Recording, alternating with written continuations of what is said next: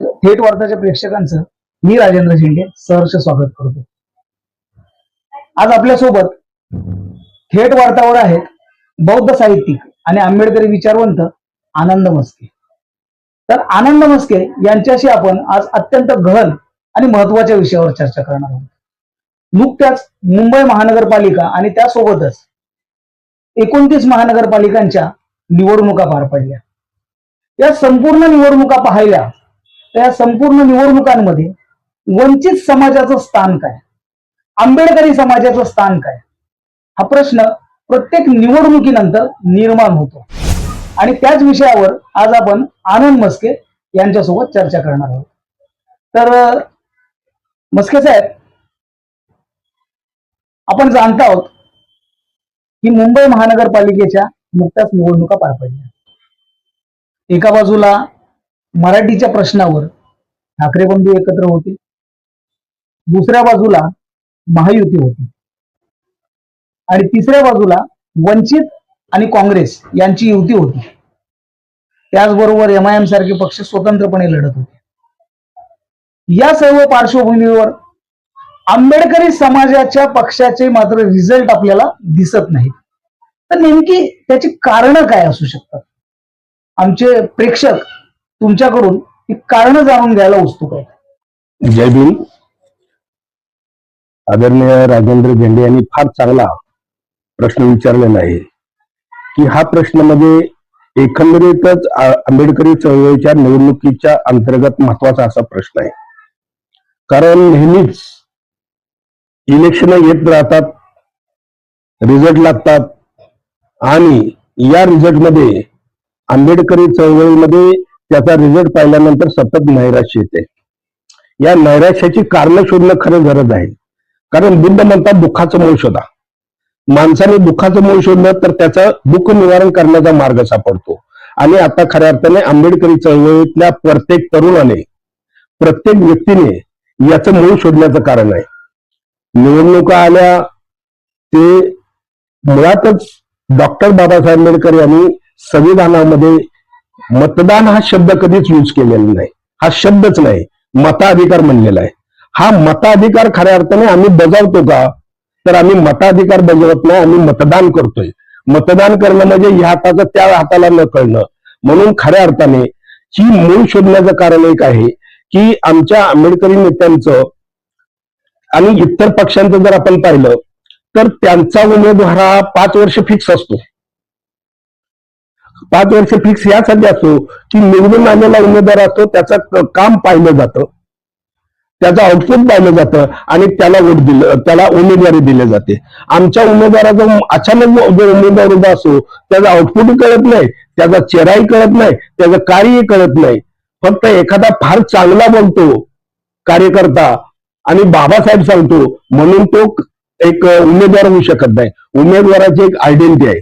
त्या उमेदवाराला खऱ्या अर्थानं त्या मतदारसंघामधलं प्रत्येक माणसाच्या सुखदुःखात तो सामील झाला पाहिजे.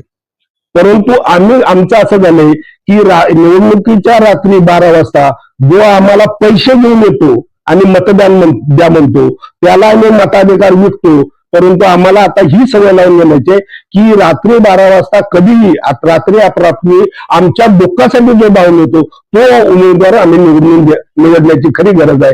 हे जोपर्यंत आमच्या मतदारांना कळणार नाही आणि आमची ताकद काय आहे, आमची ताकद ही खऱ्या अर्थाने नेत्यांनी गटात विभागलेली आहे.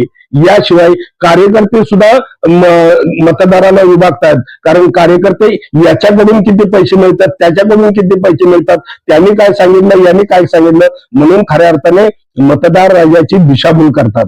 ही दिशाभूल बंद झाली पाहिजे आणि प्रत्येक माणसाला जो उमेदवार आहे तो माझा आहे, त्या उमेदवाराला मी हक्काने माझं काम करून घेईन ही जाणीव जोपर्यंत होत नाही आणि त्या ताकदीचा उमेदवार समाजाला दिला जात नाही तोपर्यंत समाजाला दोष देण्याचा अर्थ गरज नाही. खऱ्या अर्थाने जो सामान्य मतदार आहे तो नेहमीच पोटतिडकीने कधी कधी बोलतो की काय निकाल, काय लागले, म्हणून त्याला कधी कधी फार दुःख होतं. आणि हे दुःखाचं कारण शोधण्याची गरज आता खऱ्या अर्थाने कार्यकर्त्यांना आणि नेत्यांना गरज आहे असं मला वाटतं.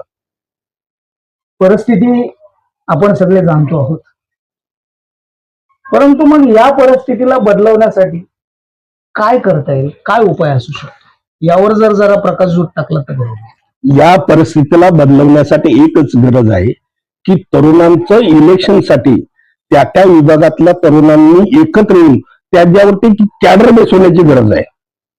निवडणुका म्हणजे आता जे महानगरपालिकेचे जे निवडणूक झाली, या निवडणुकीचं स्लोगन काय पाहिलंय का आपण?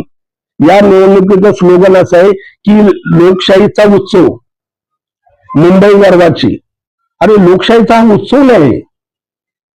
उत्सव कशाला म्हणतात? उत्सव हा हौसे नवसे दवशाने एकत्र येऊन जो काय मनोरंजन केलेलं आहे, जे काय केलं त्याला उत्सव म्हणतात. हा मताधिकार आहे. डॉक्टर बाबासाहेब आंबेडकरांनी म्हणलेलं आहे की मतदानाचा हा जो दिवस आहे हा तुमचा पुनर्जन्म आहे. मग या पुनर्जन्मामध्ये परत एकदा परिवर्तन आम्हाला घडवायचं आहे. या विभागामध्ये आमच्या संडासच्या समस्या असतील, पाण्याच्या समस्या असतील, गटाराच्या समस्या, एसआरएच्या समस्या असतील, या समस्या कुठला उमेदवार सोडवतोय, या समस्यावरती कुठला उमेदवार काम करतोय, हे खरं अर्थाने शोधण्याची गरज आहे. केवळ पैशावरती किंवा गोड बोलतो म्हणून किंवा हा माझा नातेवाईक म्हणून असं उमेदवार निवडता कामा नये. कारण गेल्या 50-60 वर्षापासून 75 वर्षापासून मला तर वाटतं भारत स्वतंत्र झाल्यापासून ज्या आमच्या झोपडपट्ट्या त्या झोपडपट्ट्यांमध्ये हाच प्रश्न आहे. संडास, पाणी, गटार याच्या पलीकडे प्रश्नच नाहीत. मग आम्ही एसआरए त्याच्यामध्ये राबवून आमची माणसं झोपडपट्टीतून बिल्डिंग मध्ये कशी जाणार याचा जो विचार करत असेल असा उमेदवार निवडण्याची गरज आहे असं मला वाटतं. तर हे होते आनंद मस्के. अतिशय परखडपणे त्यांनी आपलं मत व्यक्त केलेलं आहे.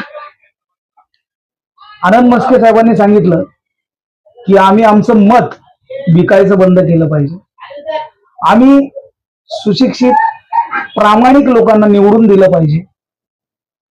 त्यांचा सांगण्याचा मतितार्थ हाच निघतो की जर का आपण आपलं मत विकलं तर पैसा खर्च करून आलेला जो उमेदवार आहे, जो निवडून येतो, तो नक्कीच आपले पैसे कसे वसूल होतील यासाठी प्रयत्न करेल.